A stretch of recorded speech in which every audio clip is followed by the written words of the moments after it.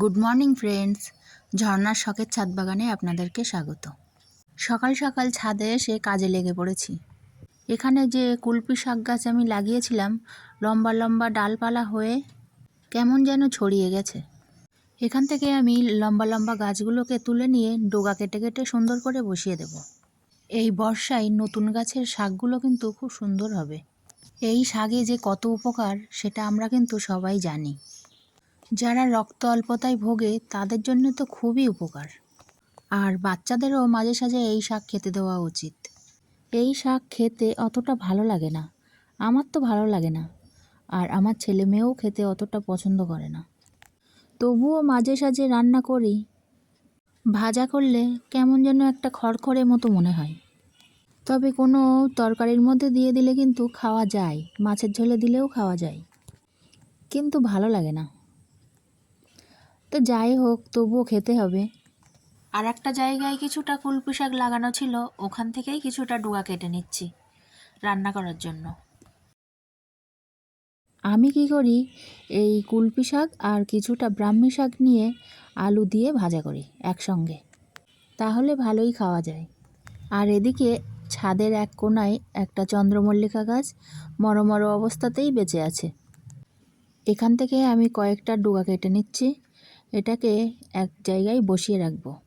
এখান থেকেও আমার কিছুটা চারা তৈরি হয়ে যাবে। এই সময় আমি চন্দ্রমল্লিকার ডোগা যখন তখন যেখানে সেখানে বসিয়ে রাখি, কয়েকদিন পরে আমার সুন্দর চারা তৈরি হয়ে যাবে। আর দেখুন তো বন্ধুরা, আমার এই ড্রাগন গাছের শিকড় দেওয়ালের সঙ্গে আটকে যাচ্ছে, আর গাছটাও দেওয়ালের সঙ্গে আটকে যাচ্ছে। এটাকে কি এইভাবে রাখবো নাকি ছাড়িয়ে দেবো? কমেন্টে একটু জানাবেন তো। আর বৃষ্টি কিন্তু হয়েই চলেছে। এদিকে এই ভুট্টা গাছটার এই ভুট্টাগুলো একটু বড় হয়েছে, তো তোলার মতো হয়েছে কিনা বুঝতেই পারছি না। ভিতরে দানা হয়েছে নাকি হয়নি বুঝতেই পারছি না। তা ভাবলাম আর কয়েকদিন থাক, দেখি আর একটু মোটা হয় কিনা, তারপরে তুলে নেব। এবার আমি কিছুটা সবজি হারভেস্ট করে নেব। প্রথমেই কিছুটা ভেন্ডি তুলে নিলাম, আর কয়েকটা লঙ্কা নিয়ে নিচ্ছি। এখন আমার লঙ্কা গাছগুলোতে টুকটাক ভালোই লঙ্কা হচ্ছে। আর এদিকে দেখুন, আমি 4টে শশার দানা এনেছি বসানোর জন্য। তো ছোট ছোট গ্রো ব্যাগে একটা একটা করে দানা দিয়ে দিলাম। এগুলো আমি কোনো শেডের নিচে রাখতে পারবো, বৃষ্টির জন্যই এত ব্যবস্থা। আর 2টো দানা নিয়ে আমি বড় যে জলের ড্রামটা ছিল তার মধ্যেই দিয়ে দিলাম, দেখা যাক চারা বেরোয় নাকি। আর এদিকে দেখুন, ভুট্টা গাছের বেডে আমি এক সাইড দিয়ে মাটি তুলে ভুট্টা গাছের গোড়ায় দিয়ে দিচ্ছি। আর যেখানে মাটি খুঁড়ে গর্ত করছি সেখানে আমি ছাদের সমস্ত গার্ডেন ওয়েস্টগুলো দিয়ে ভর্তি করে দিলাম। তারপরে মাটি চাপা দিয়ে দেবো, ওগুলো পচে গিয়ে ভালো মাটি তৈরি হবে।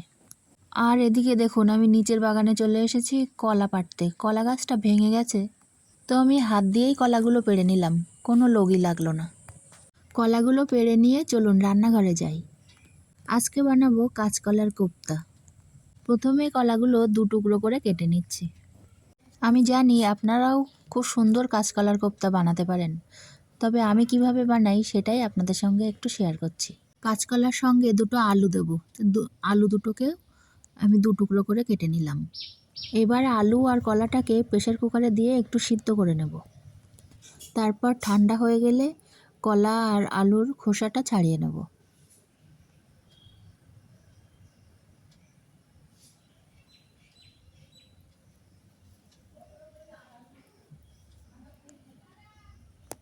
এবার এগুলোর মধ্যে 1 চামচ বেসন দিলাম, আর একটু লঙ্কার গুঁড়ো দিয়ে দিলাম, আর সঙ্গে দিলাম একটু ভাজা মশলার গুঁড়ো। ভাজা মশলা বলতে ধনে, জিরে, মৌরি আর শুকনো লঙ্কা ভেজে গুঁড়ো করে রাখা।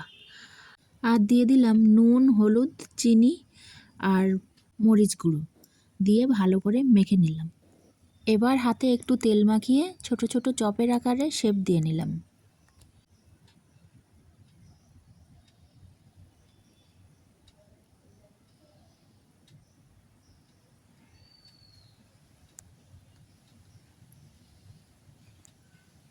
এবার কড়াইতে তেল দিয়ে চপগুলোকে একে একে দিয়ে দিলাম।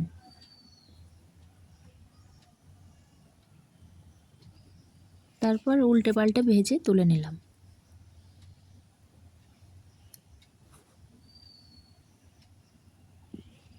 তারপর ওই তেলের উপরে তেজপাতা, শুকনো লঙ্কা আর জিরে ফোড়ন দিয়ে নিলাম। তারপর মশলা হিসাবে ধনে, জিরে, মরিচ আর কাঁচা লঙ্কা বাটা দিয়ে দিলাম। এবার গরম জল দিয়ে পরিমাণ মতো নুন, হলুদ দিয়ে দিলাম। এবার একে একে বড়াগুলোকে ঝোলের মধ্যে দিয়ে দিচ্ছি। ঢাকা দিয়ে কিছুক্ষণ ফুটিয়ে নেব। ঝোলটা একটু কমে এলে গরম মশলা আর ঘি দিয়ে নামিয়ে নিলেই হয়ে যাবে রেডি কাঁচকলার কোপ্তা। গরম ভাতের সঙ্গে পরিবেশন করলে দারুণ লাগবে।